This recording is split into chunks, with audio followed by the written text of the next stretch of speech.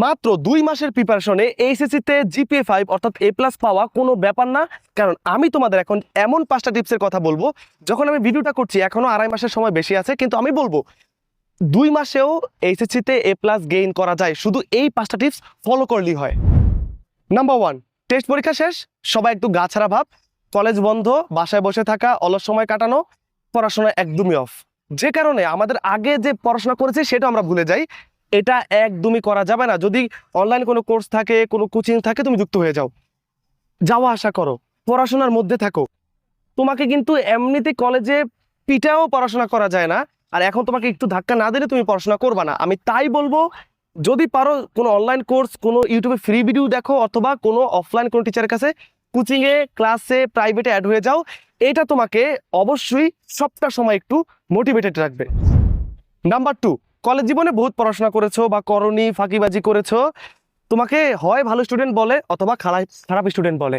আমি একটা কথা বারবার বলি, বোর্ড এক্সামে বা অ্যাডমিশন টেস্টে ভালো শিক্ষার্থীরা কখনো চান্স পায় না। তুমি অবাক হলেও এর পরের লাইনটা শুনলে তুমি একটু স্বস্তি পাবা। কারা চান্স পায় বা কারো ভালো পরীক্ষা দেয়, কারা জিপিএ 5 পায়? যারা ভালো পরীক্ষার্থী।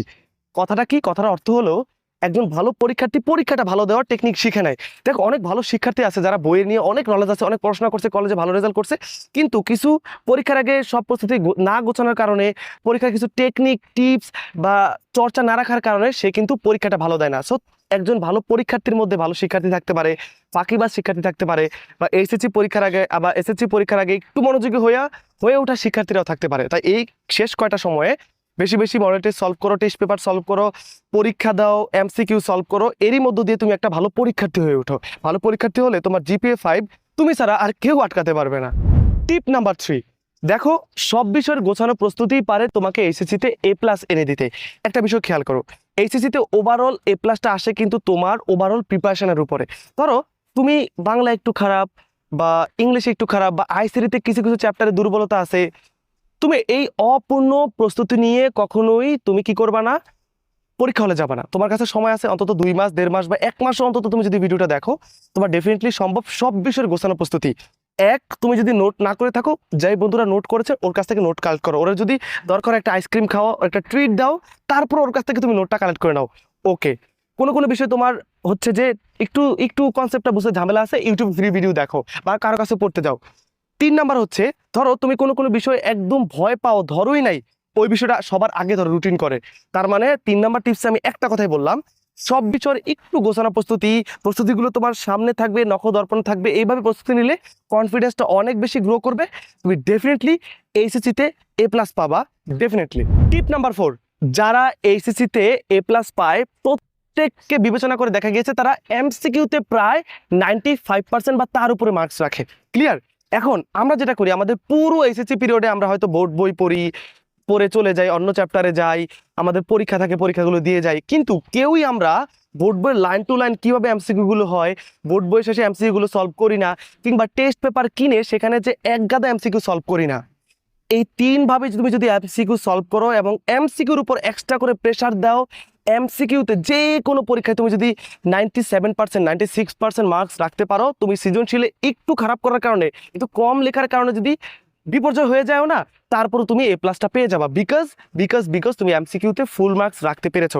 তাই এমসিকিউতে ফুল মার্কস রাখার জন্য আমার একটা ছোট্ট টিপস হবে, বোর্ড বইটাকে একদম লাইন টু লাইন দাগিয়ে পড়ে ফেলা।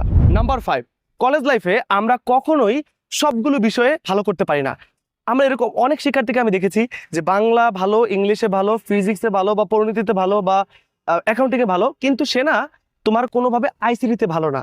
বারবার কলেজ লাইফে পরীক্ষাগুলোতে তুমি ধরো আইসিটিতে ফেল করেছো, আইসিটি এমসিকিউতে খারাপ করেছো, কিন্তু আইসিটি সিকিউ লিখতে গিয়ে বারবার নির্দিষ্ট কোনো চ্যাপ্টারে তুমি খারাপ করেছো এবং সেই ভুলটা এখনো ধরে রেখেছো।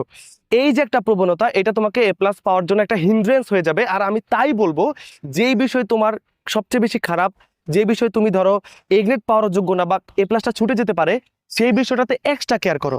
যদি অন্যান্য বিষয় দিনে 1 ঘন্টা করে পড়ো, এটার উপর তুমি 2 ঘন্টা পড়ো, এক্সট্রা করে ভিডিও দেখো। তাই যে কোনো একটা বিষয় থাকতে পারে, তুমি নিজেরটা নিজেই জানো, ওই বিষয়টাকে ফাইন্ড আউট করো, ওইটার উপর এক্সট্রা প্রেশার দাও, রুটিন করে পড়ো, ওইটাকে একদম ঝালাপালা করে ফেলো।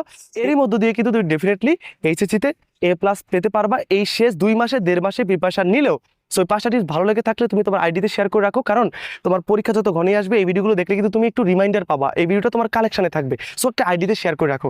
আর ডেফিনেটলি যাদের এইচএসসির পরে পাবলিক বিশ্ববিদ্যালয়ের স্বপ্ন, ঢাকা বিশ্ববিদ্যালয়, রাজশাহী বিশ্ববিদ্যালয়, চট্টগ্রাম বিশ্ববিদ্যালয় কিংবা গুচ্ছের 24টা বিশ্ববিদ্যালয়ের স্বপ্ন, কিংবা যারা মেডিকেল অ্যাসপিরেন্ট রয়েছে, তোমরা জানো যে সাধারণ জ্ঞান তোমাদের জন্য একটা বড় বিষয়। আর আমি তোমাদের নাবিল ভাইয়া সাধারণ জ্ঞান পড়াই, এবং অনেকেই হয়তো জানো এই 24 সালের অ্যাডমিশনে শুধু ঢাকা বিশ্ববিদ্যালয়ে আমার শিক্ষার্থী 35তম হয়েছে, 69তম হয়েছে, এবং টপ 100 বা 1000-এর মধ্যে অনেক শিক্ষার্থী ছিল। তো তোমরা যারা আমার সাধারণ জ্ঞানের ব্যাচে যুক্ত হতে চাও, স্ক্রিনে দেখানো নাম্বারে আমার সাথে হোয়াটসঅ্যাপে যোগাযোগ করো। এবং অলরেডি এইচএসসির পরীক্ষা আরও 3 মাস রয়েছে, যখন আমি ভিডিওটা করছি আমার এই ব্যাচে 400 জনের মতো স্টুডেন্ট আমার উপর ভরসা করে কিন্তু যুক্ত হয়ে গিয়েছে। সো এখন প্রি অ্যাডমিশন ব্যাচ চলছে, ডিসকাউন্ট চলছে, যুক্ত হতে স্ক্রিনে দেখানো নাম্বারে হোয়াটসঅ্যাপে নক দাও, যুক্ত হয়ে যাও, তোমার সাথে আমার কথা হবে সেখানে।